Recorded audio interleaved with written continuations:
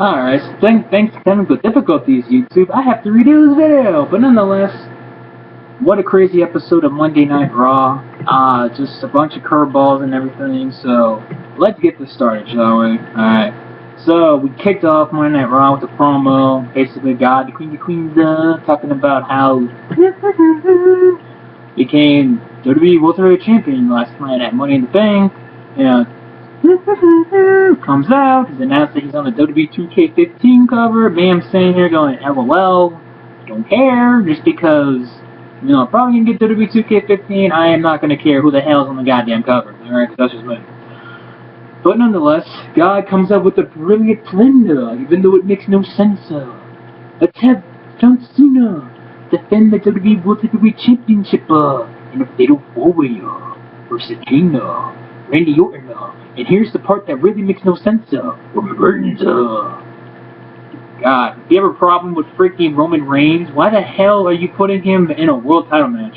Last week you said you had a problem with Roman Reigns, now, okay, I'm putting him in a world title match.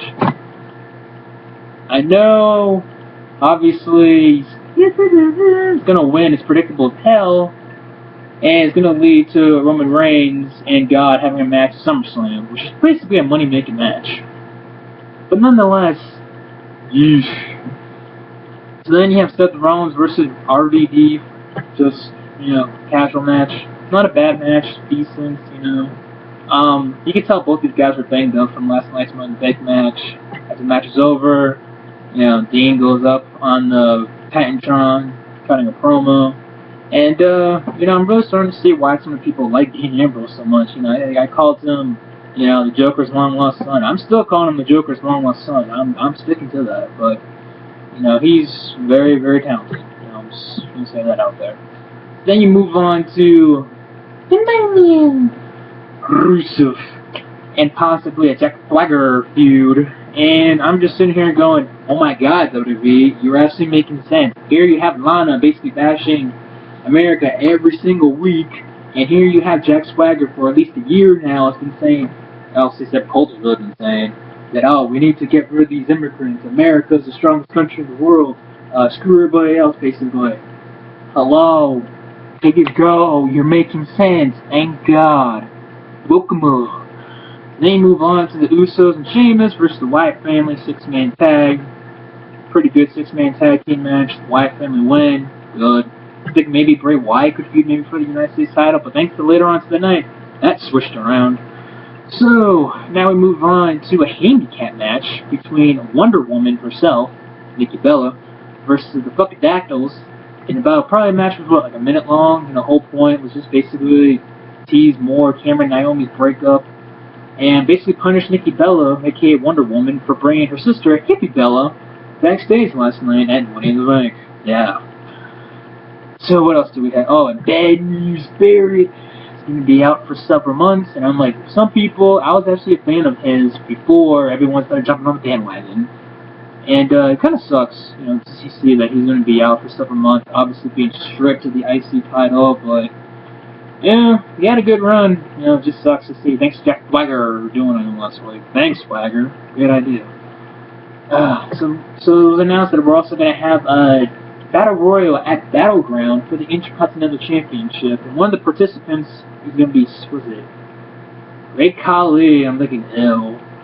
Kofi Kingston and Cesaro, and I'm thinking, okay, those two aren't that bad, you know? So, what happens? Kofi Kingston and Cesaro have a match. Wasn't a bad match, too bad WWE had the bright idea to end the match on the WWE app.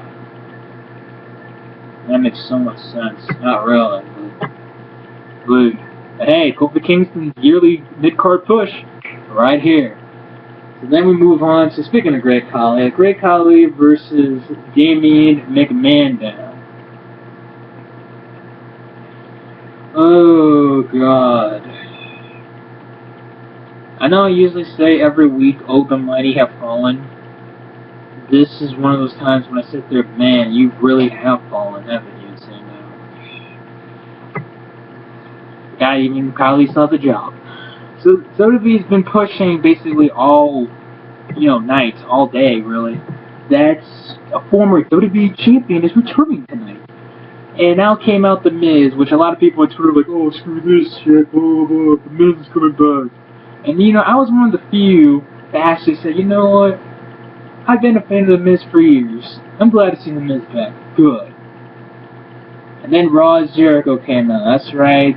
The Ayatollah of Rock and Rolla, baby. Chris Jericho came back tonight and got a huge pop, hit the Codebreaker, on Miz. I'm thinking, oh, there goes Miz again. And then out of nowhere,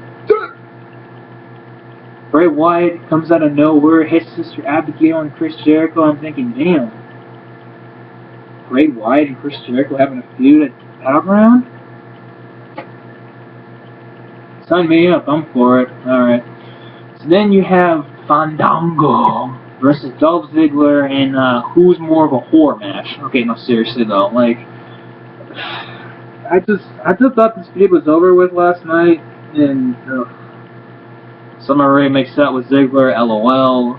Ziggler wins. I guess that's his kiss good luck. After the match, they look back, and I guess now it's a mixed tag team feud now between Ziggler and Summer versus Fandango and Layla.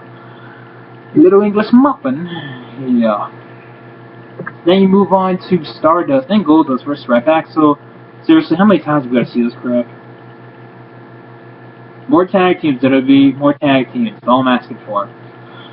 So then we move on to Paige cutting a promo in the middle of the ring, you know. And then now comes the 12-year-old.